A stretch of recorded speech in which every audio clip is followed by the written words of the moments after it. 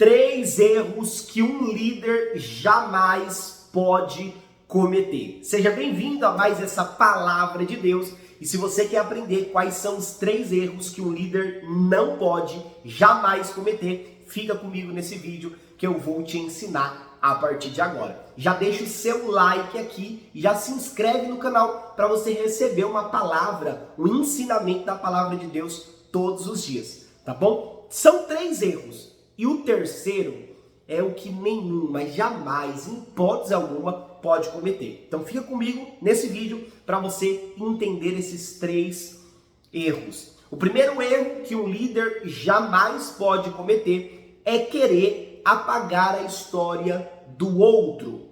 Não, um líder não pode apagar jamais a história do outro líder. Nós vamos ver na Bíblia Josué. Em momento algum, Josué vai querer apagar a história de Moisés. Nós vamos ver na Bíblia que Eliseu jamais quis apagar a história de Elias. Timóteo jamais quis apagar a história de Paulo. Os discípulos jamais quiseram apagar a história de Jesus. Pelo contrário, você propaga a história do seu líder para você crescer ainda mais. Então, o primeiro erro que um líder não pode cometer é não apagar a história do líder que passou.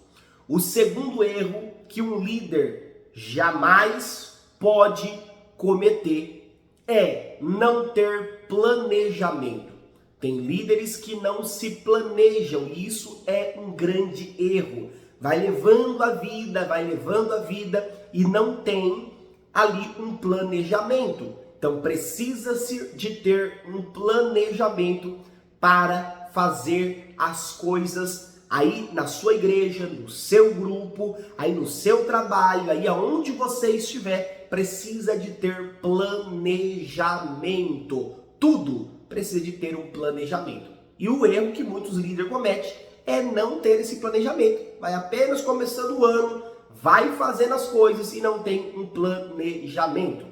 O terceiro erro que um líder não pode jamais cometer é o erro da conexão. Líderes que não se conectam, líderes que apenas lideram por um título ou por um nome, mas ele não está preocupado com os seus liderados, ele não está preocupado com os liderados que estão ali, não cria conexão, não cria amizade, não cria intimidade, não senta em uma mesa, não se preocupa de verdade. Então, líder, não cometa esses 3 erros, jamais, em hipótese alguma. E esse terceiro é o principal. A conexão. Muitos líderes são desconectados, por isso que a igreja não cresce, por isso que o grupo não cresce, por isso que não vai para frente, porque existe uma desconexão. Quando na verdade, líder, você tem que estar conectado com seus liderados